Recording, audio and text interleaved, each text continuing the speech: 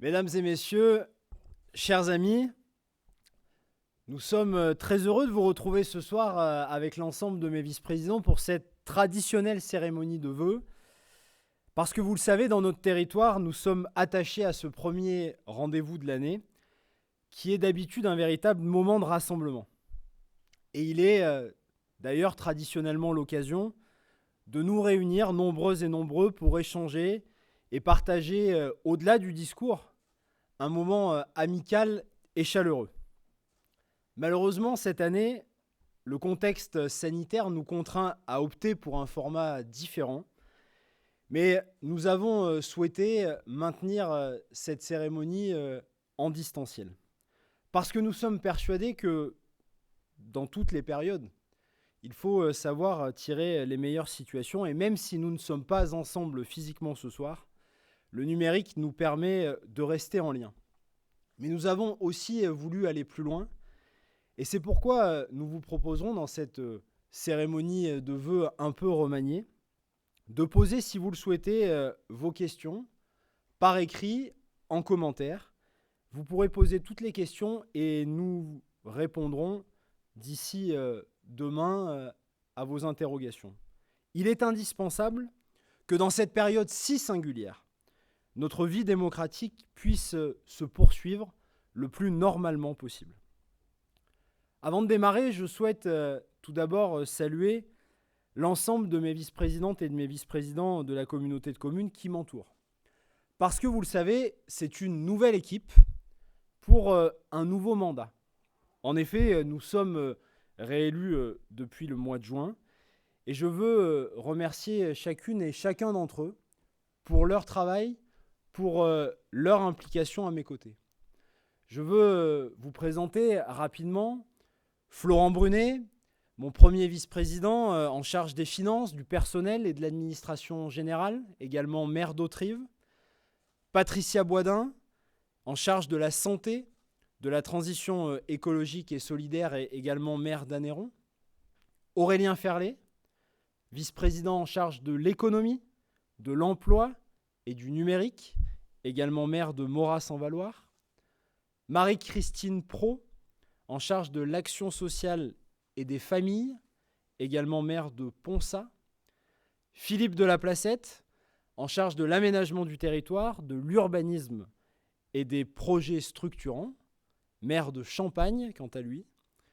Nicole Durand, vice-présidente en charge de la gestion de l'eau, des rivières et de l'assainissement, maire de La Pérouse-Mornay. Gérard Auriol, en charge de la politique de la ville et du renouvellement urbain et maire de Saint-Rambert-d'Albon.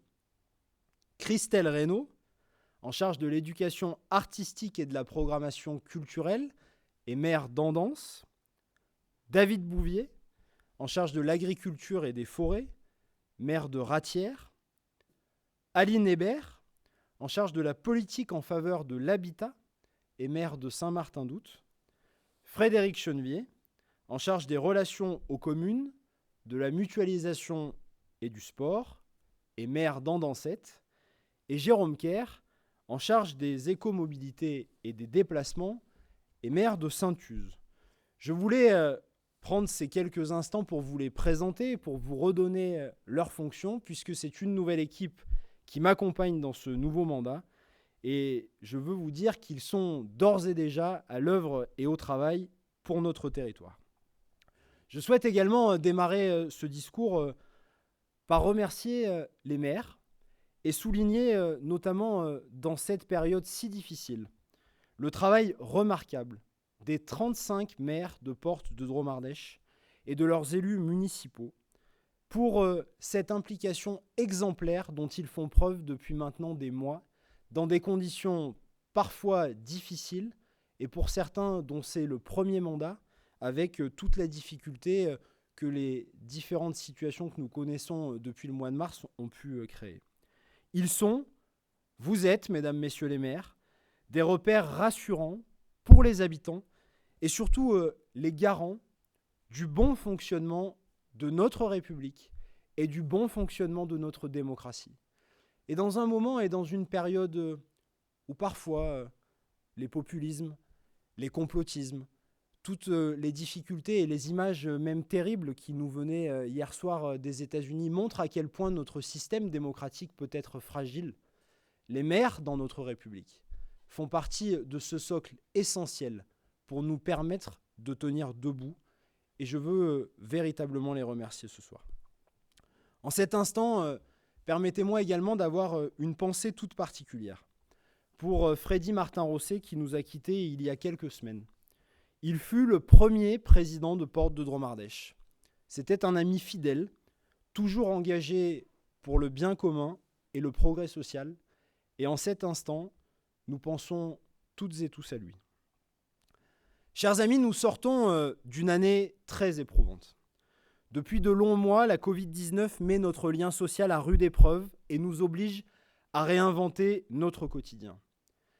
Il y a simplement un an, lors de nos vœux à Sarah, jamais nous n'aurions imaginé devoir affronter une pandémie mondiale et 2 confinements en quelques mois.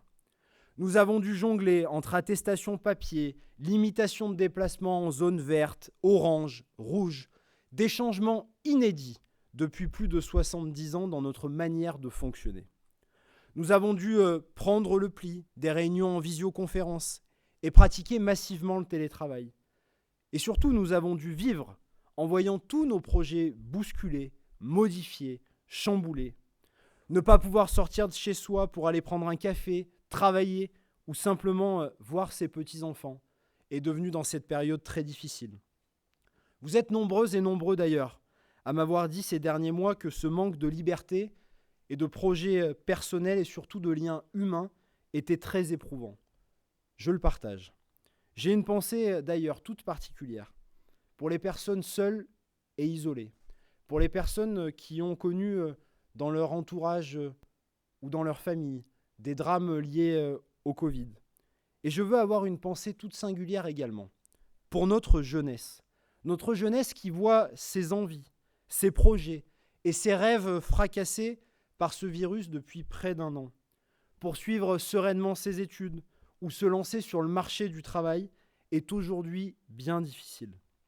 Face au confinement, au couvre-feu, aux limitations de déplacement, il est très difficile de pouvoir se retrouver et ils sont nombreux et nombreux à avoir un sentiment d'injustice et de sacrifice.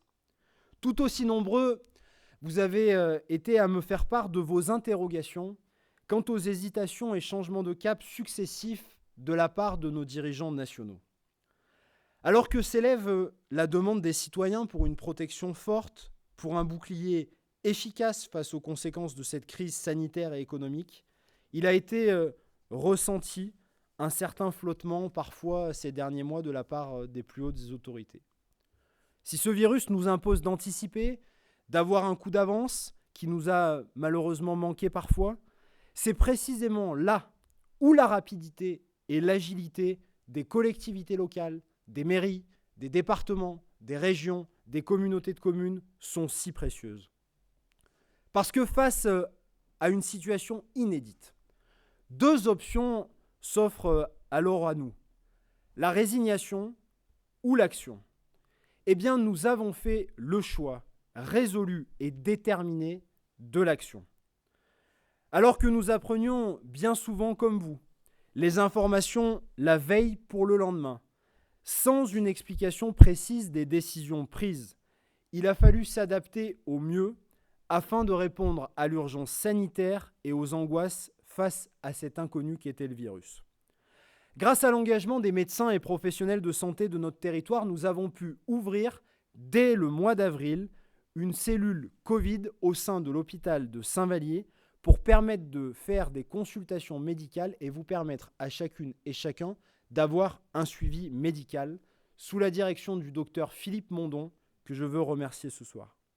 Ce centre a pu réouvrir ses portes dès l'automne pour lancer la campagne des tests de dépistage massifs, dits tests rapides et également tests PCR. Et nous souhaitons qu'il devienne très rapidement un centre de vaccination. Nous attendons d'ailleurs à ce sujet des réponses de l'ARS dès la semaine prochaine lors d'une réunion. C'est également le sens du courrier que nous avons adressé avec le docteur Philippe Mondon au Premier ministre et au ministre de la Santé. Nous avons été également pionniers dans la commande à grande échelle des masques grand public. Quand on entendait encore à la télévision qu'il n'était pas nécessaire ou que les Français ne savaient pas le porter, pour pallier en réalité un manque dans la commande et dans la gestion d'état des masques.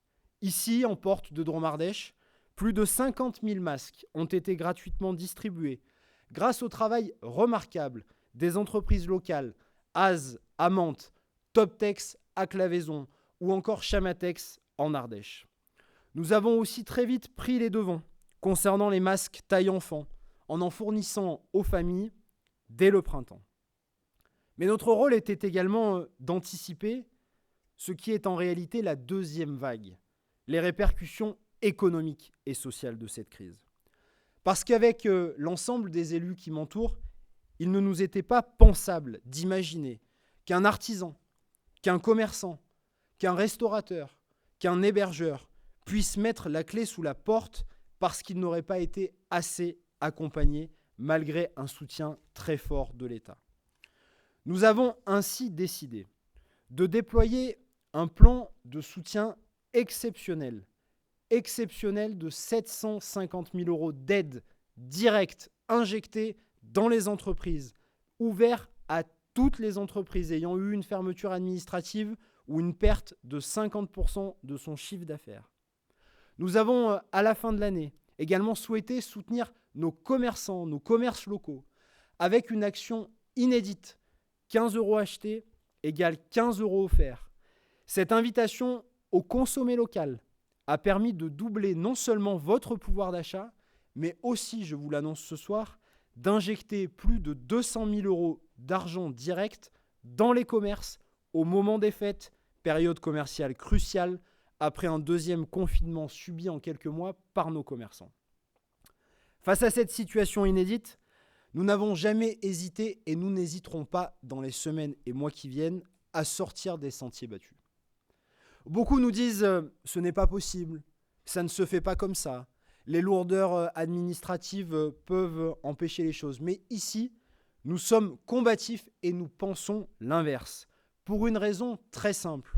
Dans le mot « collectivité locale », il y a avant tout le mot « collectivité ». Alors nous avons fait des choix.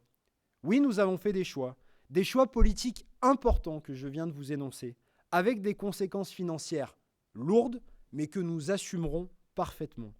Parce que quand la santé des gens est en jeu, ce n'est pas de tiédeur dont il faut faire preuve, mais bien d'humanité, de collectif, d'audace et surtout, d'efficacité. Depuis des années, nous entendons quelques esprits chagrins dire que l'esprit d'entraide n'existe plus dans ce pays. À écouter les mauvaises langues, nous aurions dû nous barricader, nous ignorer, prôner le chacun pour soi. Eh bien, ces derniers mois, c'est tout le contraire qui s'est produit. Oui, tout le contraire. Et nous avons pu assister à un magnifique élan de générosité. Distribution de colis aux personnes âgées, coup de fil aux personnes isolées, soutien attentif aux personnes les plus fragiles. Parce que dans cette période, c'est encore plus difficile pour celles et ceux qui sont dans la précarité et qui ont vu leurs conditions se dégrader davantage à cause de cette crise. Parce que les indicateurs sont là. Jamais les Restos du Cœur n'ont vu autant de personnes frapper à leur porte. Jamais le nombre de personnes qui travaillent et qui se retrouvent en situation de pauvreté n'a été aussi grande dans notre pays. Et nous devrons demain accompagner toutes celles et tous ceux qui souffrent pour ne laisser personne au bord du chemin. Je veux remercier à l'occasion de ces vœux, de manière très simple mais très sincère, celles et ceux qui ont permis et permettent encore aujourd'hui à notre pays de tenir debout durant cette crise sanitaire. Ce sont les premiers de cordée de notre pays. Merci à nos infirmiers et infirmières, à nos médecins, à nos aides-soignants et aides-soignantes, à nos aides à domicile, à tous les personnels hospitaliers, d'avoir été et d'être toujours en première ligne, malgré la fatigue, malgré parfois le manque de protection et l'inquiétude pour leur famille. Merci à nos pompiers, à nos gendarmes, à nos policiers pour leur total dévouement. Merci à nos enseignants et à nos personnels éducatifs d'avoir assuré la continuité pédagogique pour nos enfants, si importante dans cette période où les pertes de repères peuvent devenir grandes. Merci à nos caissières, à nos femmes de ménage, à nos chauffeurs, à nos livreurs, à nos éboueurs, à toutes celles et tous ceux à la tâche dans les usines, les entrepôts, ces femmes et ces hommes qui étaient pendant longtemps bien considérés comme des invisibles et qui se sont montrés non seulement efficaces, mais en plus de ça indispensables pour que notre pays reste debout et que nous puissions continuer à vivre autant que possible le plus normalement du monde. Ils méritent, toutes et tous, notre plus grande reconnaissance, notre immense respect. Et à ce titre, je souhaite véritablement que les engagements pris, notamment au printemps, sur l'augmentation de leur salaire, soient tenus dans notre pays. Parce qu'ils ont prouvé que l'échelle des salaires, que l'échelle des valeurs des salaires n'était pas la bonne dans notre pays. Que certains s'enrichissent sans rien faire, quand d'autres travaillent durement pour permettre que nous restions debout. Je voudrais aussi avoir une pensée particulière pour nos commerçants, nos artisans, nos restaurateurs, le monde de la culture dans son ensemble, qui souffre beaucoup et qui manque de perspectives et de visibilité. Jamais une année n'aura été si difficile, que ce soit sur le plan économique ou psychologique. Je veux leur dire ce soir qu'ils pourront demain compter sur la communauté de communes pour être à leur côté. Nous n'abandonnerons personne parce que c'est notre rôle. Je veux remercier les bénévoles associatifs également, si précieux pour aider un voisin, un aîné, une personne en situation de fragilité. Nous n'avons jamais eu autant besoin de vous, je veux vous le dire, chers bénévoles de nos associations. Nous savons combien dans cette période il est difficile de rester mobilisés et de mobiliser demain vos bénévoles. Mais nous avons besoin de vous et demain nous aurons besoin de vous.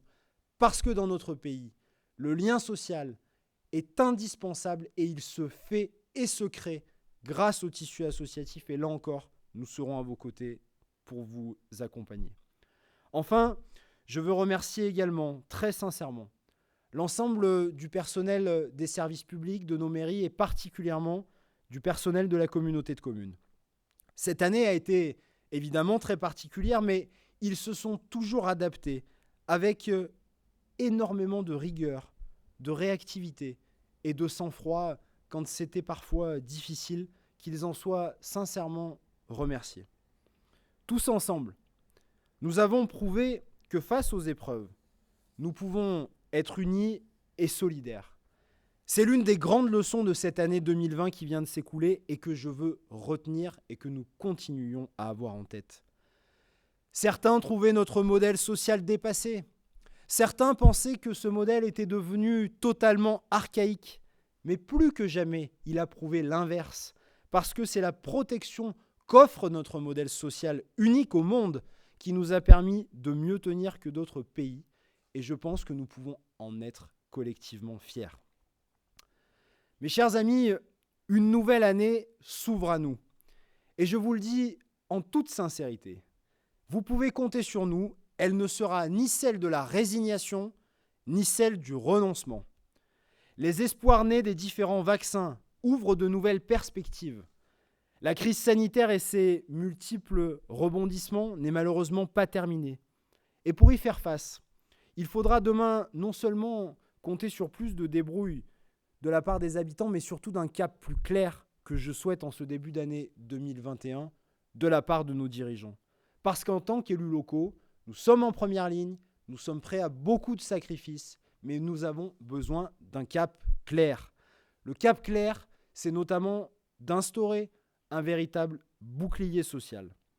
Parce que je crois que c'est au plus fort des tempêtes que le champ des possibles est à son maximum. Notre pays est à un moment important face à une conjonction de crises sociales, économiques, sanitaires, écologiques, démocratiques, religieuses. Je suis intimement convaincu qu'il nous faut briser les carcans, casser les codes, faire sauter les verrous pour imaginer les nouveaux lendemains. Alors je souhaite que cette année 2021 soit une année de grandes ambitions. Notre rôle d'élu, ce n'est pas seulement de gérer le quotidien et d'attendre que les choses se passent, non. C'est de partager avec vous, chères habitantes et habitants, un cap, une vision, pour vivre mieux demain qu'hier dans toutes nos villes et tous nos villages. C'est l'ADN même de Portes de Dromardèche. Nous avons la chance de vivre dans un territoire avec des atouts uniques et exceptionnels, dans un territoire qui attire de plus en plus de nouveaux habitants et de nouvelles entreprises. Tous les jours, avec les élus, les maires, les agents du service public, nous travaillons à vous être utiles, à imaginer des solutions innovantes et modernes. Alors pour 2021, la logique qui guidera nos pas sera celle des 3 PRO. Projeter, protéger, proximité. Se projeter davantage encore, notamment dans la transition écologique. Apporter des réponses fortes pour l'emploi et l'entrepreneuriat. Permettre à chacun d'accéder à une santé de qualité et de proximité à quelques pas de chez soi. Avec, j'y tiens particulièrement, le dialogue citoyen comme fil conducteur de notre action. Et cette année 2021 sera aussi tournée entièrement vers ce dialogue citoyen avec vous pour construire nos projets pour demain et mettre en œuvre le projet de territoire qui inscrira notre territoire profondément dans l'avenir. Vous le dites depuis de nombreuses années à chacune de nos rencontres et il est temps que vous soyez enfin écoutés plus largement. La qualité de vie, l'emploi, la santé, l'environnement sont au cœur de nos préoccupations.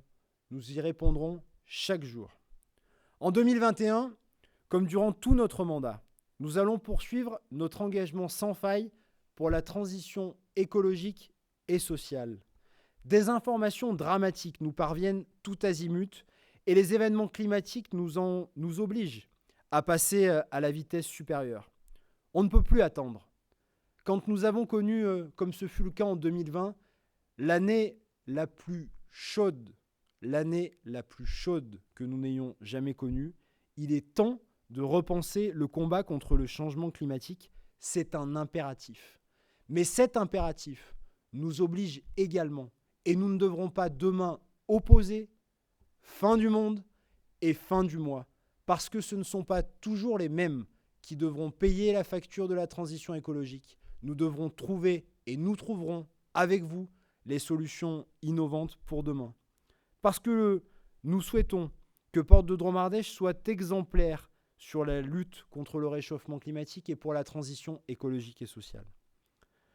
Nous devons et nous pouvons aller plus loin, notamment sur l'habitat, sur les mobilités, sur la consommation de l'espace, sur une alimentation plus locale et plus durable, sur les énergies renouvelables, sur la réduction de nos déchets.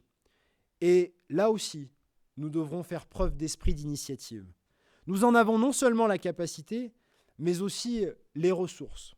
Nous vous présenterons une feuille de route et des propositions précises dans les 6 mois qui viennent. Patricia Boisdin, en charge de ces questions, est en train de travailler fortement sur tous ces sujets.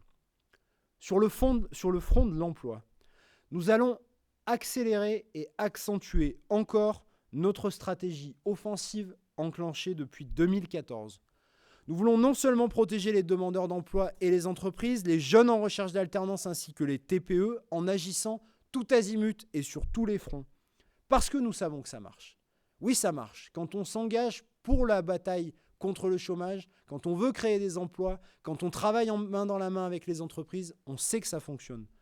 Depuis 5 ans, ici, grâce au dispositif unique en France, Objectif Emploi, ce sont plus de 1000 personnes qui ont retrouvé du travail.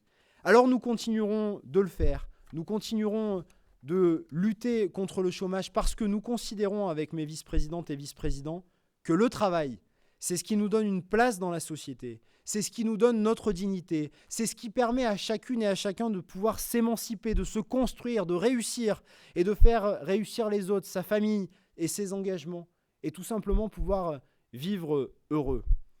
Face aux incertitudes économiques, je vous l'assure ici ce soir, nous ne faiblirons pas. Il n'y aura pas de génération sacrifiée en porte de Dromardèche ou d'entreprise laissée à l'abandon. Notre cap est clair, une formation, un emploi, un avenir. Et ce travail de longue haleine, il a des résultats plus que concrets. Ces dernières années, dans la Drôme, seuls 2 territoires ont vu leur nombre de demandeurs d'emploi fortement baisser, et Porte de Dromardèche en fait partie. C'est une fierté. Lors des cérémonies de vœux, il est d'usage d'adresser à chacun des vœux de bonne santé. Évidemment, ce soir et cette année plus que jamais, je ne faillirai pas à cette tradition. La santé, nous l'avons vu, et ça nous est rappelé tous les jours. C'est notre bien le plus précieux. En tant qu'élu, il est de notre devoir de tout faire pour la préserver sur notre territoire. Alors bien que ce ne soit pas une compétence habituelle des communautés de communes, depuis maintenant plusieurs années, nous menons une politique de santé concrète et offensive pour chacune et chacun d'entre vous. Parce que ce n'est plus possible, ce n'est plus admissible d'être obligé de faire parfois des dizaines de kilomètres pour pouvoir se soigner ou des centaines de kilomètres pour trouver un spécialiste. Ce n'est plus admissible de ne plus trouver de médecin généraliste quand son médecin part à la retraite. Alors, fidèle à notre ADN, nous cherchons des solutions fortes pour faire face à ce problème de la désertification médicale, en imaginant des dispositifs à la fois de proximité pour les habitants et attractifs pour les médecins. Je veux que chaque habitant, quelle que soit sa ville ou son village de résidence, puisse se soigner facilement. Dans quelques semaines, notre centre de santé Made in Porte de Dromardèche sera opérationnel à Saint-Rambert-d'Albon. C'est une innovation très importante puisqu'il s'agira du premier établissement de ce genre dans toute la Dromardèche, parce que le personnel médical sera directement embauché et salarié par la communauté de communes Porte de Dromardèche. Dans la même logique, ce lundi 11 janvier, nous ouvrirons notre maison des internes à Saint-Vallier. Cette maison des internes permettra d'héberger les jeunes futurs médecins en stage sur notre territoire dans les meilleures conditions et leur donnera, j'en suis sûr, l'envie de s'installer durablement ici. Nous savons que la bataille pour la santé est un combat difficile, mais nous le prenons à bras-le-corps et souhaitons le régler dès que possible. Mesdames, Messieurs, chers amis, ce n'est peut-être pas encore la fin de cette crise sanitaire, mais je crois véritablement que nous sommes à un tournant. La campagne de vaccination a débuté, elle va s'amplifier dans les prochaines semaines, en tout cas je le souhaite. Ce faisant, il nous faut d'ores et déjà penser l'avenir et poser les jalons de l'après. Des certitudes ont été bouleversées. Des dogmes sont tombés. Qui d'entre nous n'a pas remis profondément en cause ce qu'il pensait de la marche du monde ces dernières semaines et ces derniers mois? Nous sommes plus proches de 2030 que des années 90. Alors je crois qu'il est temps de penser un nouveau modèle de société. Cette crise sanitaire nous a fait retrouver les vertus de la proximité locale et de l'échange que certains voyaient comme has-been. Depuis des années, certains ont préféré privilégier les grands centres commerciaux en périphérie des villes, dénaturant non seulement le paysage, mais déstructurant également nos petits commerces de centre-ville. Depuis des années, certains ont préféré produire intensément en sacrifiant une agriculture raisonnée, de proximité et de qualité sur l'autel du rendement.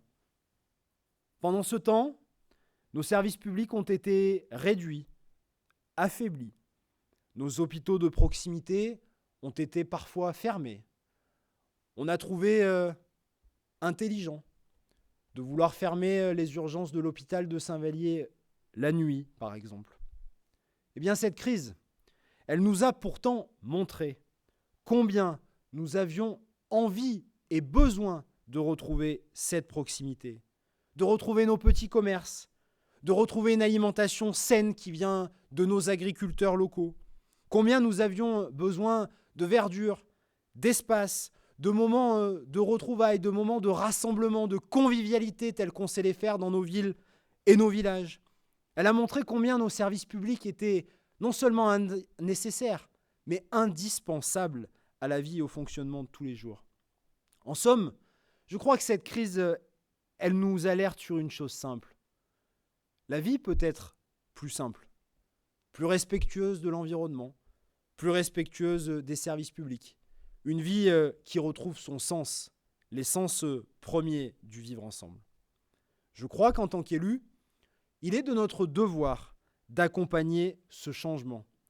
Il nous est possible d'être innovants et audacieux, comme peut-être jamais depuis la fin de la Seconde Guerre mondiale. J'aime à dire que cœur et courage font l'ouvrage. Nous avons à cœur, en Porte de Dromardèche, de vous être utile, de vous apporter toutes les solutions qui peuvent vous faciliter la vie. Nous allons davantage encore amplifier ce mouvement. Parce que si certains pensent que la solidarité et la protection sont des concepts dépassés, je pense pour ma part qu'ils guident toutes les décisions que nous devrons prendre demain. C'est le chemin que je vous propose pour 2021. Ce chemin d'espoir, ce chemin qui fait que très vite, non seulement nous pourrons nous retrouver, non seulement nous pourrons reprendre ces moments de vivre ensemble, mais surtout, nous pourrons construire ce futur désirable que nous laissons et que nous laisserons demain aux générations futures. Pour 2021, je veux former également le vœu que l'esprit de rassemblement et de concorde nous anime toutes et tous. Notre société est traversée par trop de tensions, trop de rejets. Nous ne devons plus faire face à face. Nous devrons retrouver ce sens d'être à nouveau côte à côte pour avancer et construire ensemble. C'est ce chemin, c'est cette voie du rassemblement et du dépassement que nous avons déjà mis en œuvre ici depuis longtemps et que nous amplifierons encore pour 2021. Chers amis, je vous souhaite à toutes et à tous une belle et heureuse année 2021.